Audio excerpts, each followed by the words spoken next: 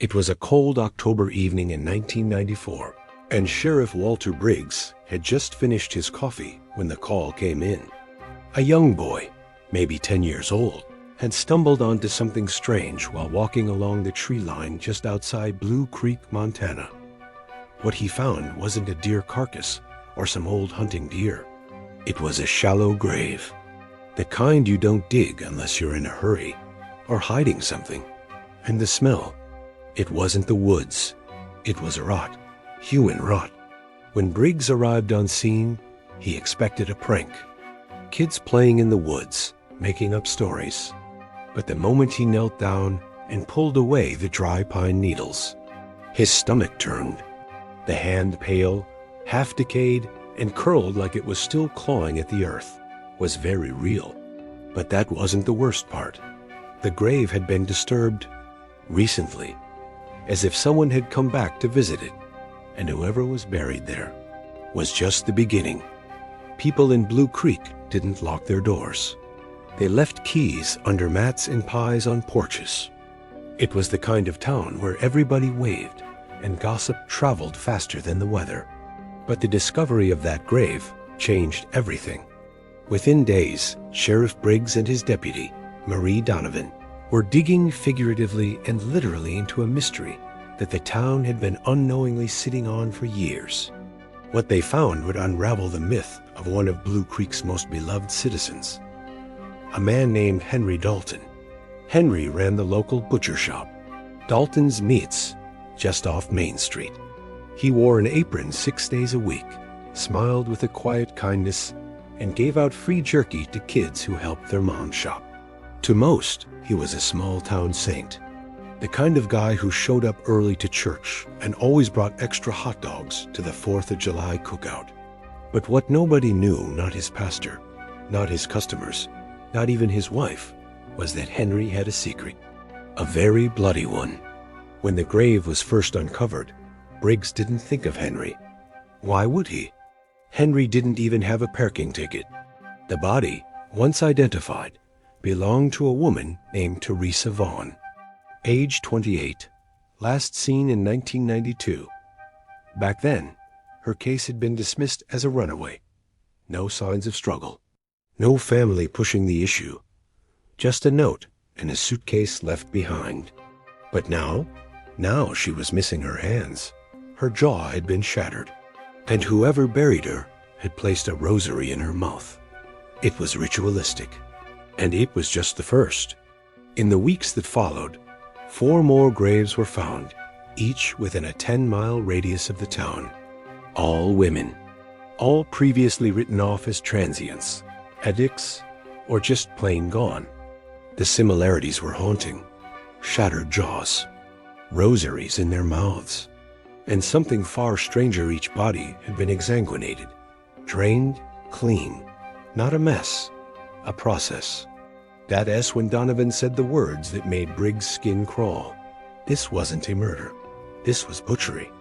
What they didn't know yet, what would only become clear months later, is that the killer wasn't just someone who knew how to hide a body. He was someone who knew how to break one, piece by piece, nerve by nerve, without a sound.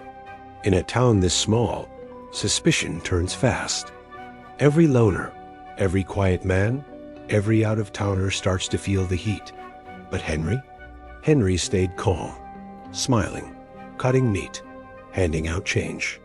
Until one night, someone broke into his shop. It wasn't the police. It wasn't some drunk kid looking for jerky. It was a desperate father. The father of a girl named Elise Monroe, gone since 1990. He'd spent 4 years chasing rumors, reading police files, and driving across state lines looking for any trace of his daughter. That night, he was convinced the answer was inside Dalton's Meats. He smashed the side window and crawled in. What he found in the basement was not his daughter, but it was worse. The basement was clean, too clean. Surgical lights, metal hooks, an industrial freezer humming in the corner. On the walls, sketches, dozens of them, female forms, bound in different positions, cross-sections of muscle groups. notes scribbled in the margins. Tested depth, no reaction until 0.7 inches. Cut precise, 4 minutes until screen. In the freezer? Wrapped in thick butcher paper? Pieces. Too many to count. The father ran. Straight to the sheriff. And the next morning, Briggs and Donovan returned with a warrant. Henry didn't resist. He simply looked up from his counter, nodded, and said, "I wondered how long it would take." No struggle, no denial, just a quiet resignation, as if he'd been waiting for this moment. But here's where things get truly disturbing. Because once in custody, Henry didn't ask for a lawyer. He didn't beg. He started talking. And what he described wasn't just a series of killings. It was an art. Henry didn't speak like a man who had been caught. He spoke like a man finally being understood. As the hours passed in that interrogation room, he laid out details no one had asked for. Descriptions of women the police hadn't even identified. Locations only he could have known. But what chilled Deputy Donovan the most wasn't what he said. It was how he said it. Calm, polite, as if he were reading grocery items off a list. Pain is a language, he explained. Most people only speak in whispers. I wanted to hear them scream in full sentences. Henry claimed he wasn't driven by hatred, not by lust, but by curiosity. He wanted to understand the anatomy of agony, to study the precise line between suffering and silence. There's a point, he said, where a person doesn't scream because of pain, but because of the absence of hope. That's what I was after. For the officers listening behind the two-way mirror, it was like staring into a black hole. No rage, no justification, just method. The confession tapes over 14 hours in total would later be described by the FBI as a manifesto of methodical madness. Each victim had been selected, studied, stalked. Henry had kept journals, meticulous ones, tracking their routines, noting their fears. One woman had been followed for 53 days before he made contact.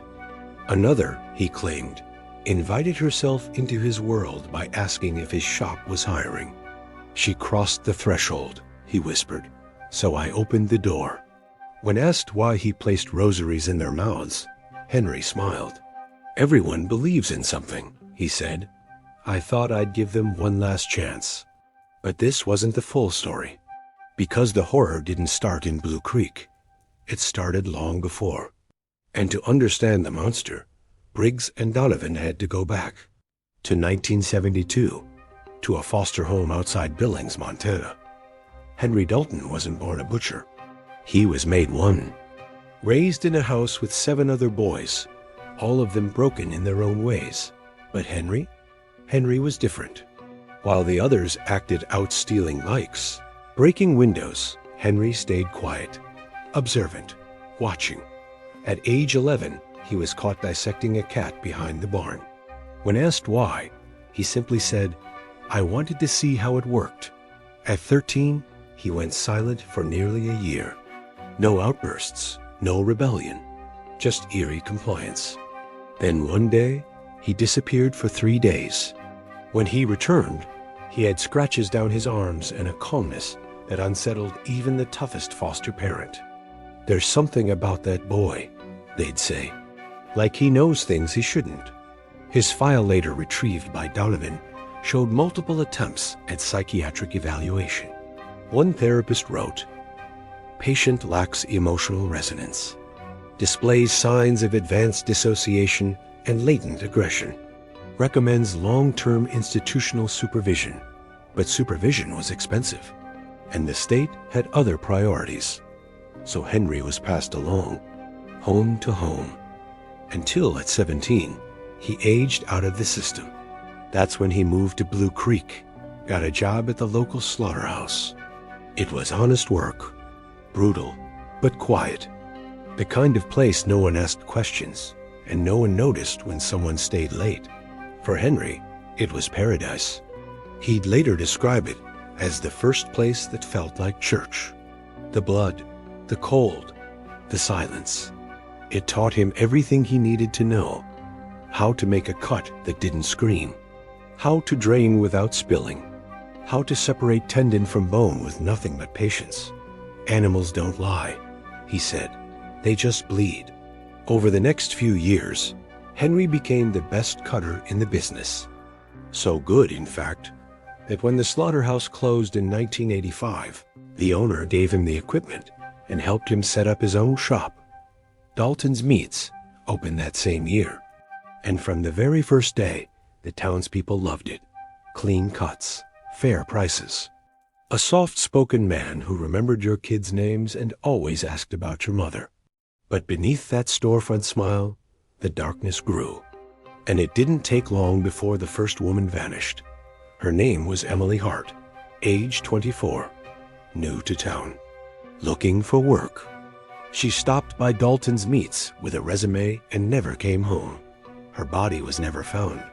Her file? Marked voluntary disappearance. Henry would later say, "She was my first song, raw, untrained, but necessary." And over the years, the melody got clearer, sharper, more composed. He learned from each kill, adjusted, improved. By the time the second woman went missing, he was already storing tools beneath the floorboards. By the third, he'd constructed a hidden chamber in the basement, soundproofed, temperature-controlled. A space of pure intention. And no one, not his wife, not his neighbors, not even the cops who occasionally stopped by for beef jerky, ever suspected a thing. Because Henry wasn't a lunatic. He was methodical, clean, invisible, until that one father broke a window and let the light in. But even then, Henry wasn't done. Even after his arrest, after the discovery of the basement and the taped confessions, Henry refused to see himself as finished. "You caught the blade," he told Sheriff Briggs, "but not the hand." At first, they dismissed it as cryptic nonsense. A man clinging to mystery. But over the next few days, things began to unravel in ways no one expected. In the trunk of Henry's car, police found a leather-bound notebook. Inside, a list. Names, dates, coordinates. But not the names of victims. These were different. All men. Some still living in Blue Creek, some already long gone. Some dead under strange circumstances. One name, in particular, stood out to Donovan Caleb Moss, a local mailman who had died in a hunting accident the year prior. Shot in the stomach, bled out before help arrived, ruled a tragedy. But now, under Henry's list of hands, it looked less like misfortune and more like a message. Briggs and Donovan confronted Henry again. "What is this?" Briggs asked, slamming the notebook onto the table. Henry didn't flinch. He just looked at the list and smiled. "Every composer needs instruments," he said. "You think I dragged those women into my basement alone?" The realization hit hard. Henry hadn't acted alone. At least, not always. He'd had help. And suddenly, the quiet, sleepy town of Blue Creek was no longer hunting a monster. It was hunting a network. Donovan spent the next 72 hours re-interviewing everyone connected to the victims. Family, friends, co-workers. And slowly, a pattern emerged. A gas station clerk who always seemed to be working when a girl disappeared. A janitor who had been fired from the high school for inappropriate behavior, but was never charged. A church volunteer who visited the shop every Wednesday, never bought anything, just stayed to chat. And that's when they realized Henry's true genius wasn't in killing. It was in recruiting. He knew how to spot the broken ones. The watchers, the almost predators. Men like Caleb Moss, who had a sealed juvenile record and a history of violent outbursts. Henry didn't need to convince them. He just gave them permission. They were already singing the song, he explained. I just gave them a melody. Investigators started digging into Caleb's death. They found inconsistencies in the ballistics. No powder burns on his shirt. No fingerprints on the rifle. Just a clean scene and a sad widow. But now, It looked staged, like Caleb had known something, or said something, and Henry had silenced him. One by one, Briggs's team began compiling files, shadow cases, men who circled the butcher's orbit. But every time they got close to one, he slipped away, moved states, changed jobs, disappeared. And the deeper they looked, the worse it got. Because these weren't just accomplices, they were apprentices. Henry had trained them, taught them, shared his methods. I wasn't building a story, he told Donovan during one late-night session. I was building a choir.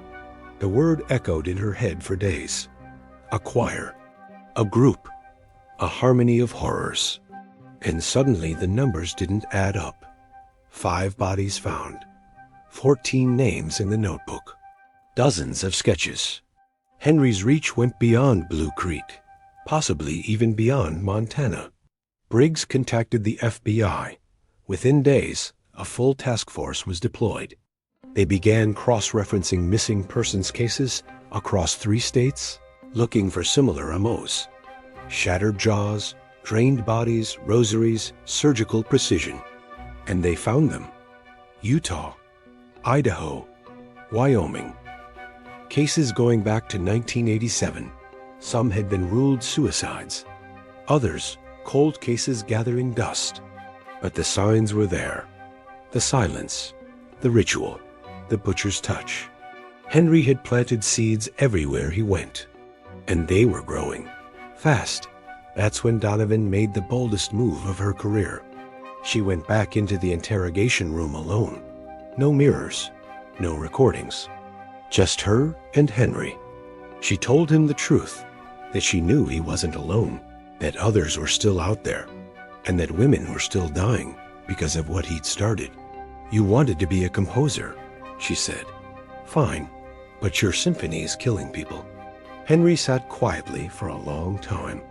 Then, with a breath that sounded like a prayer, he whispered, "And it's time I conducted one last movement." He agreed to talk, on one condition. Immunity for himself was off the table. He didn't want it. But if anything happened to his wife, who he insisted knew nothing, he'd stop talking immediately. They agreed. What followed was something no one expected. Maps, names, voice recordings. Henry had kept everything, not just as trophies, but as study.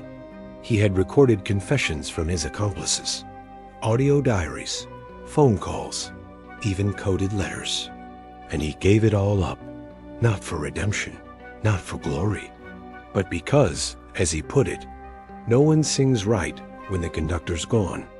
Over the following 6 months, law enforcement made 12 arrests across 4 states. Most pled guilty. Some denied everything. One took his own life before trial, but the truth was out. Henry had built a secret cult of silence, a brotherhood of butchers. And it had almost worked. Almost. With the arrests made and the tapes handed over, Blue Creek slowly began to breathe again. But for Sheriff Briggs and Deputy Donovan, the real weight hadn't lifted. Not yet. Because for all the men Henry named, and all the crimes they'd committed, there were still unanswered questions. Still gaps in the story. Gaps that Henry himself had created. One morning, Donovan walked into the evidence room and sat with the case files stacked high, labeled in red. One envelope caught her eye. It had no name, just a number, number 17. Inside, she found a single Polaroid, a photo of a girl, no older than 16. Bound, gagged, but alive. The timestamp was for 1989. The girl had never been identified, and her body had never been found. She wasn't on any missing persons list. No family had reported her gone. She had simply vanished into Henry's collection. Donovan took the photo to Henry. He stared at it for a long time, longer than any other victim. Then, finally, he spoke. "She was the only one I let go." The admission shook Donovan to her core. "Why?" she asked. Henry didn't answer right away. His eyes dropped to the floor. "She reminded me of someone I knew before all this. Someone who didn't scream. Donovan pressed him for more, but Henry clammed up. For the first time, he seemed ... uncertain, vulnerable. That night, Donovan went back through the foster home records. She pulled Henry's childhood file again. In one corner of the page, scribbled in faded ink, was a note: sustained friendship with female volunteer. Unusual attachment. Possible surrogate bond. The name was smudged. All she could make out was L, and the scribble. Donovan felt a chill. Could it be? Had Henry spared someone because she reminded him of the only person who'd shown him kindness? And if so, where was that girl now? She filed the question away. There were more pressing matters. The FB.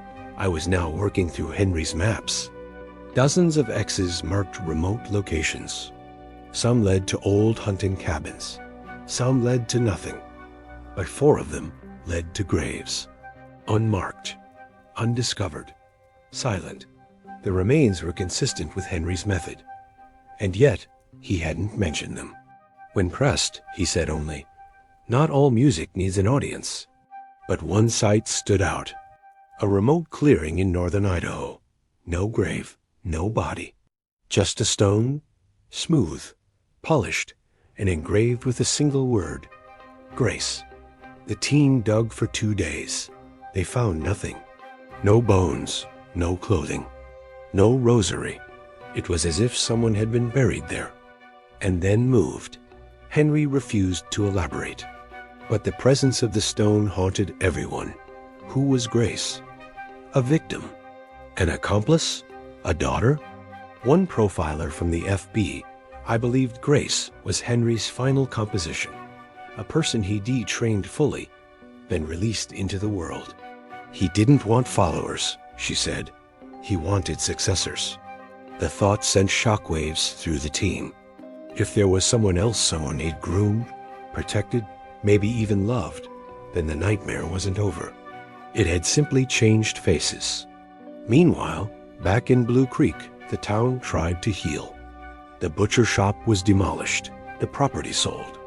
But every now and then, someone would say they saw a figure near the edge of town, watching, waiting. The reports were never confirmed. Probably paranoia, trauma echoing through small-town streets. But Donovan wasn't so sure. One day, she received a package at her home. No return address. Inside was a cassette tape, labeled in Henry's handwriting. Movement 9. She played it. It wasn't a confession. It wasn't a recording of pain. It was a conversation between Henry and a woman. Calm, confident, laughing. They discussed techniques, timing, pacing. The perfect cut, the woman said, is the one the world doesn't notice. Henry replied, "Then you're ready." The tape ended with static. Donovan sat in silence for over an hour. Then she called Briggs. "We were wrong," she said.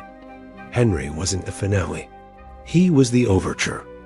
The phrase echoed in Donovan's mind for weeks. He was the overture. Every time she closed her eyes, she heard the woman's voice from the tape, steady, composed, almost warm. There was no fear in it, no hesitation. Whoever she was, she hadn't been manipulated. She'd been mentored. Donovan and the FBI analysts replayed the cassette dozens of times, isolating background noise, studying cadence, comparing vocal signatures. Nothing matched anyone in their database. No known associates, no prior victims. The voice was a ghost. The only clue came from a strange pause midway through the recording, followed by Henry saying, "Grace isn't something you find, it's something you carve." The teen considered everything names, metaphors, coded meanings.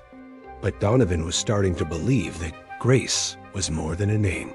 It was a project, a successor, a partner, possibly a daughter. When she confronted Henry again, he stared at her with a tired smile. "Everyone wants to believe I worked alone, that I was a one-time storm. But storms don't end. They just move." That was the last time Henry Dalton ever spoke to anyone. 2 days later, He was found dead in his cell. No signs of violence, no suicide note. Just a single paper cut running down the center of his wrist. Not deep enough to bleed out, just enough to sting. On the wall above his bed, scratched faintly into the concrete, were 3 words: "She will sing." The autopsy was inconclusive. The prison ruled it natural causes. But Donovan wasn't convinced. She believed someone had reached him. Someone had sent a message. Someone who knew how to silence the butcher permanently. And if that was true, it meant the network was still alive. Worse, it meant it had evolved. Across the next year, reports trickled in.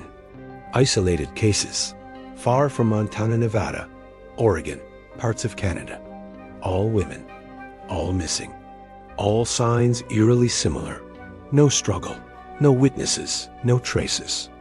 And then one case exploded everything. In a quiet part of rural Washington, a hiker stumbled upon an abandoned cabin deep in the woods. Inside, surgical equipment, hooks, blood-stained aprons, drawings, female anatomical sketches, modern, digital, stylized. And at the center of the room, mounted on the wall, a plaque. It read simply, "Movement X." There were no bodies, no fingerprints. But one surveillance camera near a ranger station had caught something days earlier. A woman, mid-30s, dark coat, calm walk, carrying a case. She looked directly into the lens before it cut out. That still image made its way to Donovan's desk. It was the same voice from the tape. She knew it. And now she had a face. The woman became known only as Grace, a code name, a shadow, a new myth. The FBI launched an official manhunt. But she moved like smoke vanishing before each lead could solidify. Then came the postcard, sent to Donovan's office. No return address. Just a single line written across a sketch of a violin. "Thank you for listening." That's when Donovan made a decision that would define the rest of her life. She left the force, quietly. No press, no statement.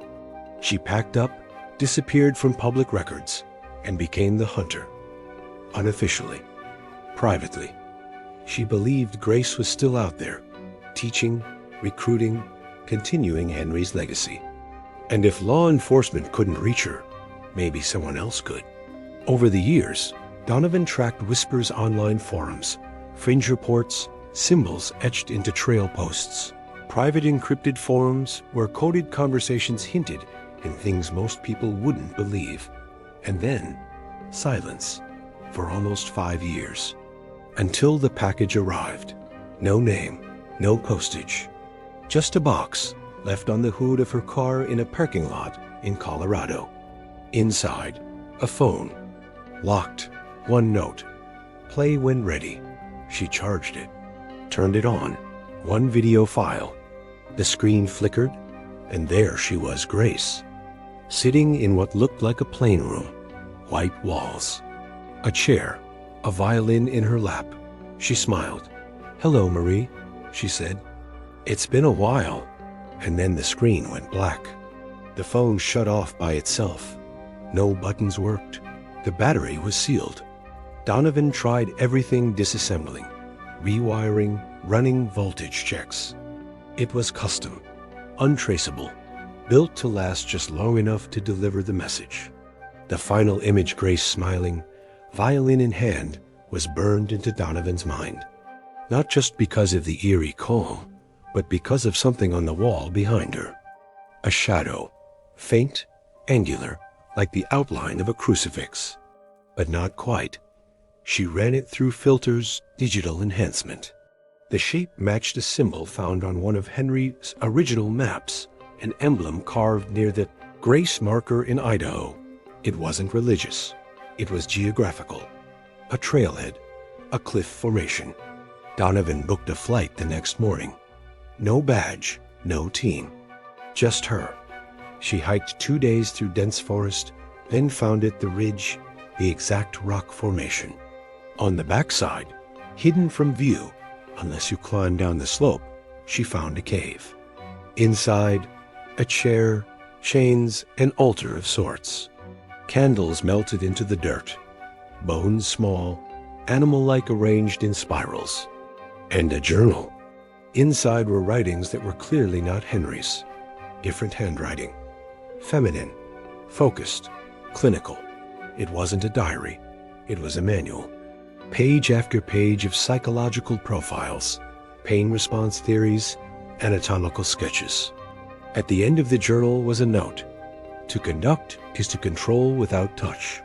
To lead without force. To teach through silence. And then, at the very bottom, in fine red ink, you're getting close. Donovan left the cave, heart racing. She radioed in a tip anonymously, then vanished again. Over the next months, sightings of Grace increased, always just out of reach. But now, a pattern was forming. Cities near remote areas. Disappearances of women who had no close family, no social media. A type, an L, but no bodies. No mess. Grace was smarter than Henry. Or maybe just more modern. Then came the break. A hacker working for a private security firm cracked an invite-only network on the dark web. It was called The Movement. Inside were videos, tutorials, lectures, all masked, all encrypted. But one audio file stood out. A woman teaching psychological dissection, step by step. It was her voice. Grace. Donovan got the file, played it over and over. The calmness, the certainty, it wasn't just guidance. It was doctrine. She was training others, just like Henry had trained her. The FBI launched a full cyber investigation, but the server vanished within hours. Someone was watching, always one step ahead. Donovan now knew what she was dealing with. Not a serial killer, not a cult, but an ideology.